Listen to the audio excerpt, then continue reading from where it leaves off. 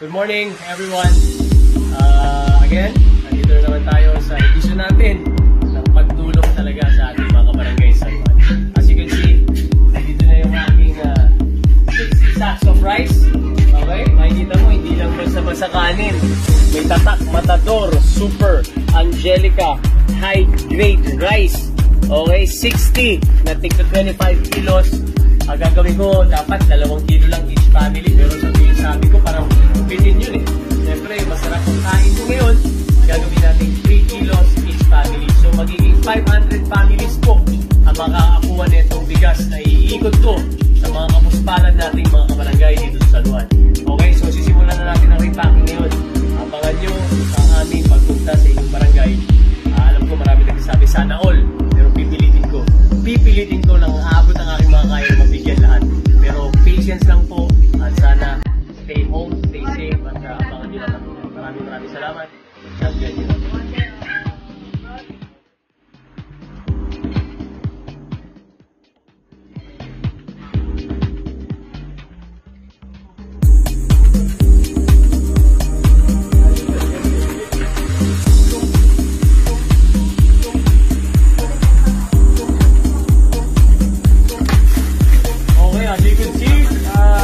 Pack na tayo 3 kilos each family, 3 kilos, okay?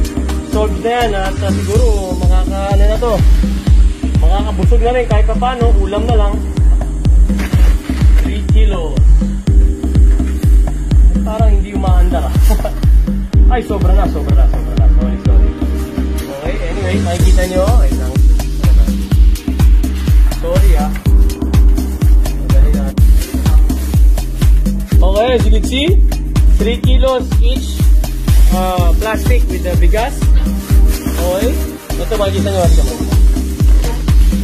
Gandang klase.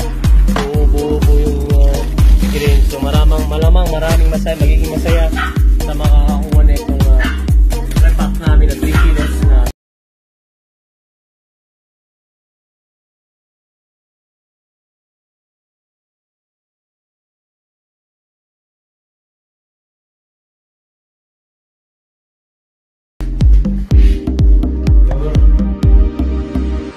alam niyo po yung marami nagtatanong sa akin at marami ring basher na nagme-message sa akin. Ano raw nangyari kay idol ko raw na FLM? Okay, so habang wala pa yung aking guest, pag-usapan muna natin siya. Sige, okay? Alam niyo po, nakilala ko si FLM syempre sa internet. Okay? So pinanood ko siya, nakakatawa, okay? At meron siyang challenge, yung Mayaman Challenge. Alam niyo po, inisip ko po yung, syempre, ang problema sa San Juan. Problema sa lahat naman sa Pilipinas. Yung gutom. Alam niyo, naisip ko lang na sumama sa Mayaman Challenge para po madagdagan po ang ayuda o ang kontribusyon ko na ibibigay personal sa mga taga San Juan. Okay, so sumubok ako at awa ng Diyos, nasagot naman ni Francis Leo Marcos at ikinatuwa ko. Okay? Hindi lang naman siguro ako ang politiko, ang kauna-unahang politiko, ang sumali sa kanyang Mayaman Challenge. Alam niyo po, sa totoo lang, hindi ko siya kilala yung background niya. Sa totoo lang rin, marami po nagsasabi sa akin na huwag kang dumikit dyan, huwag baka mahalo yung pangalan mo sa kanya. Narinig ko sila at pinag-isipan ko po yan. Pero boss, mga kabarangay, mga sister, mga kapamilya or kabarkada, basta po sa pagtulong, gagawin ko po yan para po lang maihatid ko sa mga kabarangay ko sa San Juan ang additional ayuda sa kanila. Pagkain, bigas man yan, kalabasa man yan, ginawa ko yun dahil doon. Pero kung sasabihin ng mga basher na dikit ako ng dikit kay FLM, scammer na rin ako, hindi naman po maganda yun. Ang pagkakakilala ko kay FLM sa pagkakasama namin ng ilang araw, 2 beses po niya ako nabigyan ng ayuda niya, yung unang-una yung tilapia. At pangalawa, ito yung in-interview ko siya. Ako yung on the spot at nagbigay ako ng kung ilang kaya kong bigas. 20 sinabi ko. Ginawa niya 40 nung isang araw. Kaya po nung pinick up ko po yun, May 19 yata, umaga po, nakuha ko po yung bigas at nailagay ko na po sa aking bahay. Ano po, teka po nagulat ako na, yun nga, nabalita na po na hinuli na. So kung ano-ano na pong message ang pumunta sa akin na ikasisira ako raw ng pangalan ko photos, na wala na raw pong boboto sa akin. Alam niyo po, hindi po ako sa politika eh. Ang aga-aga pa po para mamulitika. Ako po gusto ko talaga pong tumulong. Yun po ang puso ko eh. Hindi ko kayang makitang isang pamilya na nagugutom. Honestly, alam niyo kung umiikot ako sa San Juan, makita niyo yung kanilang lugar. Ay, makaawa-awa po. Pagkain po ang hinahanap nila. Alam ng mga kasamahan ko yan. O alam ng ating lungsod ng San Juan ang problema natin. Pagkain talaga. Kaya nga mabuti po ang ating mahal na mayor. Saludo talaga ako sa kanya. Patuloy po ang kanyang relief. Okay? I heard na we're number 3 sa buong Metro Manila na pinakamaraming relief na binigay. Going back to Francis Leo Marcos. Alam niyo po, hindi ko talaga alam ang background niya. Okay? Sa totoo lang, marami rin ako nababasa sa YouTube na yung mga hindi magandang ginawa niya o nagawa niya noon. Pero hindi ko nga po tinignan yun. Tinignan ko po yung kung sino pong extra makakatulong po. Lalong-lalo na sa lungsod ng San Juan. So ito nga po, yung bigas po na ibigay na niya, totoo po yan, nabigay niya po. Ako po yung nagbayad ng 20 na sakong bigas. Binigay niya po yung 40 sacks of rice. So pending pa po yung manok. Pero I doubt po kung yun nga po, yung manok, kung matutuloy pa po, right now po, na hindi ko alam kung nakalabas na siya or what, hindi natin alam. So ako nakikibalita lang rin po ako. So ngayon, nandito tayo ngayon. Ibahin natin, basta prayers up, kung ano man ang Diyos lang po nakakaalam kung talagang sinisiraan siya o talagang may kasalanan siya. Pero tayo po, labas na po tayo doon. Basta po ako, saludo po ako sa kanya sa pagtulong po talaga sa kapwa. Nakita ko po yun. Nakita ko po kung sobrang dami na po niyang natulungan. So kung yung mga basher natin, alam niyo po yung nagbabash sa akin, yung mga troll, yung mga walang profile picture, okay lang po yan. Basta po ako, sabi ko nga po, hindi ako namumulitika. Masyado pa akong maaga para mamulitika. Ayoko pong, alam niyo yun, na sasabihin na politika lang to dahil ako gaganito. Hindi po. Talaga pong pandemya po to eh. Kailangan ko pong kumilos. Okay po? At saka isipin niyo po na ang dami talaga nagugutom ng taga San Juan.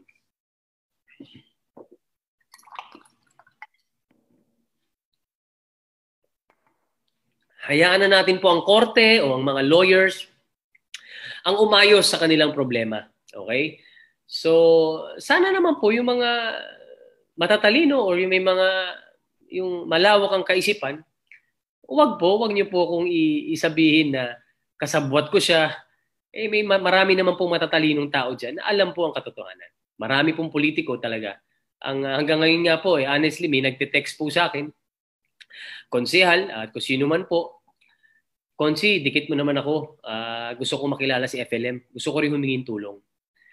Yun po ang nagagawa ng isang FLM. So, sa mga, hindi ko siya ganun kakilala talaga. Pero sa pagtulong po, talaga po na-appreciate ko yung ginawa niya.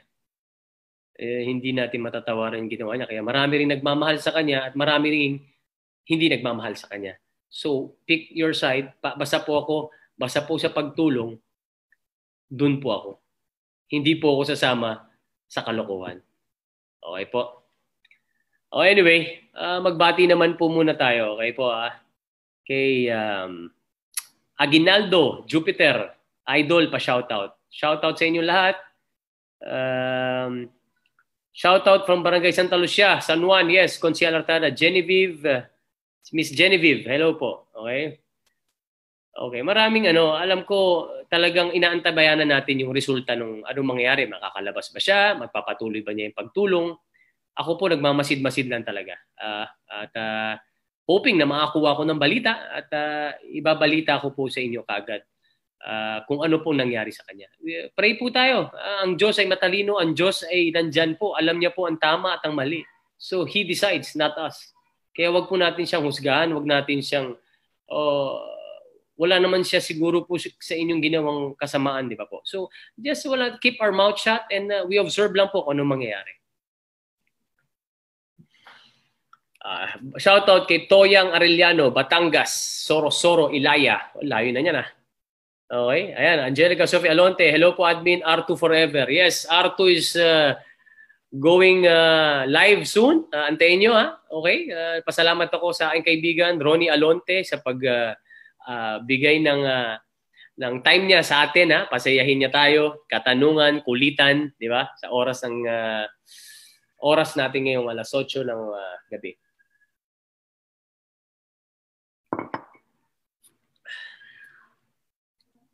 Antayin natin siya.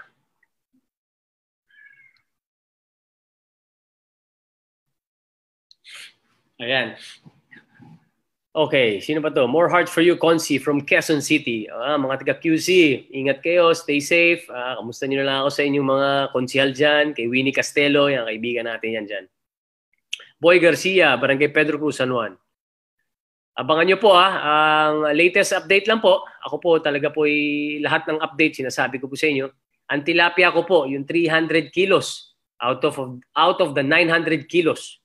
Okay, na sinabi namin at pinramis namin, dapat po sa Friday. Kaso po, binagyo po, naglasang tilik. Ewan ko po, yung lasang putik po yung tilapia. Hindi po yata matutuloy ngayong Friday po. So, siguro po, i-move natin ng Sunday o Monday o Tuesday po yan para po yung ibibigay po natin yung masarap po at hindi yung bulok. Gutom na nga kayo, bibigyan pa kayo ng bulok. Napakasama naman po yan.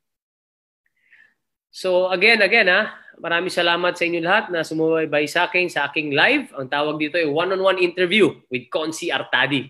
Okay, unang-unang guest natin si James Yap. Sumunod po nating guest si Idol FLM nga, kaso nga na disgrasya ngayon. So antayin lang natin. At pangatlong guest natin, ito ngayon si Ronnie Alonte. Barangay Salapan, Jen Amorillo. Binabati ko rin ng masipag niyong kapitan, Cap Ai Tejoso. Mabuhay ka pare, magkita tayo soon. Ayan. Shout out to everyone. Hindi pa nagte-text antayin natin Excited na ba kayo? Ronnie Alonte po. Ronnie Alonte maipagkulitan sa atin. JR Chico. Idol, shout out naman from Nueva Ecija.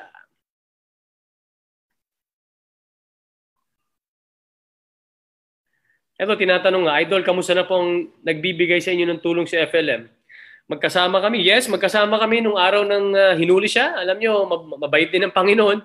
Dahil kasama ko siya dun sa kanyang penthouse, nakita ko sa TV, hinuli siya ng umaga. So, ako'y umalis na ng maaga at hindi ako nasaktuhan dun.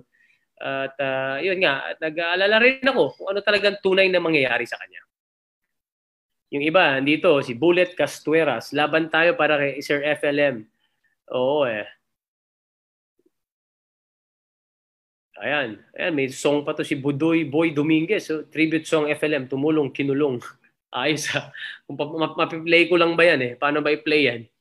Pareng Budoy, i-DM mo sa akin yung kantang yan. Ipatunog natin yan Hindi natin. Ito, nag-text si Idol Idol Ronnie Alonte.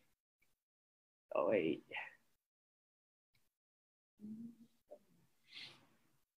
Ayan, sabi, Mark Kagiwa naman. Yan, isa-isay natin yan. Marami tayong kaibigang basketballista. Alam ko, idol nyo rin. So, gusto natin kilalanin yung mga yan.